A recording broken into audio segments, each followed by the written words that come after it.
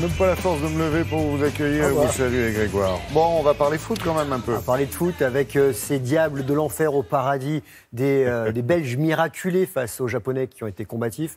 Voilà, les Belges qui se qualifient pour... Oui, c'est d'entrée de jeu. Se qualifient pour les quarts de finale, ils affronteront qui? Là, c'est les SAO, les Brésiliens. Je vous propose de regarder quelques buts de la Belgique, les buts des Belges. Regardez, ça se passait donc là-bas, côté de la Russie, mené 2-0 par les buts d'Haraguchi et Yoni. La Belgique qui revient au score à la 69e minute grâce au lob de Vertonghen.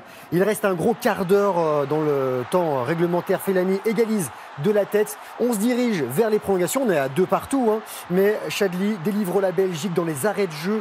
Et c'est la toute dernière seconde même. Victoire 3-2. Élimination des Japonais combatifs. On l'a dit vendredi, les Diables Rouges affronteront la Seleção des Brésiliens, quintuple champion du monde, qui ont sorti le Mexique 2-0. C'est Neymar qui a ouvert le score à la reprise. Et ensuite, dans les derniers instants, la star brésilienne fixe le gardien mexicain et sert Firmino qui finit le travail dans des buts vides. Le Brésil jouera les quarts de finale du mondial pour la 17e fois en 19 éditions. Et pendant ce temps-là, les Français se préparent. Ils préparent leur quart de finale vendredi face à l'Uruguay. Un bleu sur 5 était absent de l'entraînement collectif officiellement sans inquiéter le staff. Apparemment, par exemple, Griezmann soignait un talon d'Achille qui suscite non pas des inquiétudes, mais qui est un petit peu douloureux. Et rendez-vous vendredi à 16h. Et aujourd'hui, Suède, Suisse et Colombie-Angleterre. Un peu de cyclisme aussi. Oui, pour vous dire que Christopher Froome sera au départ du Tour de France. Il a été blanchi de son contrôle antidopage anormal. Il n'était pas, voilà. Et ensuite, pour dire aussi que Christophe Lemaitre, la tête sprinter, lui ne sera pas à l'Euro, au championnat d'Europe à Berlin. Il s'est blessé. Voilà, il s'est fait une déchirure à la cuisse. Oh là là, le pauvre. Il y a du tennis, parce que c'est le début des hostilités à Wimbledon. Exactement. Enfin, hostilités. Troisième levée du Grand Chelem et des Français, beaucoup de Français hier sur les cours. Honneur aux dames. On va commencer par Kristina Mladenovic. Regardez la Française, la nordiste 60e mondiale qui passe au deuxième tour après avoir battu la Tchèque Śmieldova 91e. Elle n'est pas facile à dire. Śmielova, on va pour être précis. Voilà. Après cette victoire, elle a quand même perdu le premier set, la Française, et elle s'impose 7-5, 6-2, 6-2.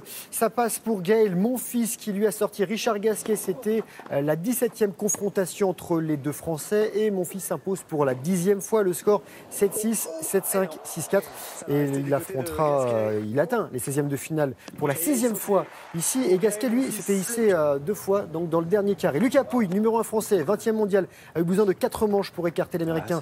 Coup-de-là invité par les organisateurs. Le tricolore espère faire aussi bien, voire mieux qu'en 2016 où il avait atteint les quarts de finale.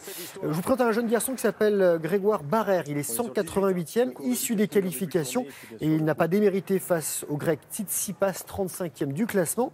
Il s'incline quand même en 4-7, 6-3, 6-4, 7 et 7-5. Il y a un autre Français issu des qualifications et qui a été éliminé, c'est Benjamin Bonzi, éliminé également au premier tour et battu en 4-7 par le Slovaque Lako, qui sera lui opposé au maître des lieux, Monsieur Roger Federer. Le score 4-6, 6-3, 7-6. 6-4. C'est dommage pour Gasquet, et c'est si agréable de le voir jouer sur le gazon, où il excelle. Très bon joueur. Et puis on va reparler un peu de tennis parce qu'on vous annonçait que M. Lacroix allait affronter Federer. Federer, regardez, qui s'est présenté sur le terrain avec un nouvel équipementier, une nouvelle tenue, ça lui a porté chance. Et ce garçon, qui est quand même lancé dans sa 20e campagne sur le gazon londonien, numéro 2 mondial, il a battu pour son premier tour le Serbe Lajovic 6-1, 6-3, 6-4. Il n'a pas forcé son talent. Le Croate Marin Cilic aussi n'a pas trop forcé. Il est 5e mondial. Il a écarté le Japonais Nishioka 6-1, 6-4, 6-4. Et l'ancien numéro 3, le Suisse Stan Wawrinka, lui est tombé à la 224e place suite à des opérations du genou et quelques complications. Et il est venu à bout du Bulgare Dimitrov, 6e. Le Suisse l'emporte 1-6, 6-7, 7-6, 7-6. Et pour finir, Serena Williams, 7 fois titrée ici, ex-numéro 1, aujourd'hui 183e, passe au deuxième tour après sa victoire face au Néerlandais, la Néerlandaise russe, 7-5, 6-3. Voilà pour le tennis. Ouais, quand vous parlez de Coupe du Monde et de la rencontre Brésil-Belgique, je suis sûr que dans les rédactions et notamment à l'équipe, on rêve qu'il y ait une victoire de la Belgique par 1-0, histoire de faire un titre du style une fois seulement. Je la note pour plus tard. Vous la noterez pour plus tard. Bon, merci Greg, merci pour ce résumé complet de l'actualité sportive.